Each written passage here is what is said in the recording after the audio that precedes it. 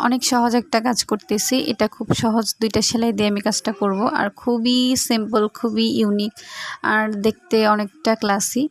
একটা জাস্ট ডাল ফোর আর হচ্ছে সিম্পল একটা ভরাট ফোর, যেটা হচ্ছে আমরা নর্মালি সেলাই করে থাকি। নর্মাল যে কাঁথা স্টিচটা আছে অনেকটা এরকমই।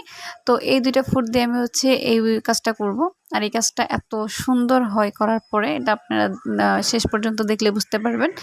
আর এখানে হচ্ছে আমি যে কাজটা করছি, এটা আপনারা চাইলে জামা বা ওড়নার ছিটানো ফুল হিসেবে দিতে পারেন। আমি যেহেতু এই কাজটা করছিলাম অনেক রকমের ফুল দিয়ে বা অনেক রকমের প্যাটার্নের শেপ দিয়ে আমি ডিজাইন করছিলাম, সেহেতু এটা একটা শেপ ছিল।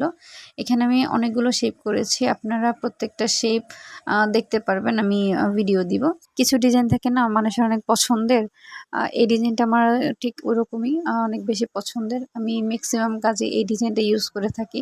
বড় প্যাটার্ন করি এই ডিজাইন দিয়ে, অনেকটা ছোট প্যাটার্ন করি, এটা হচ্ছে ডিপেন্ড করে আমি কখন কোন প্যাটার্নে কাজ করছি।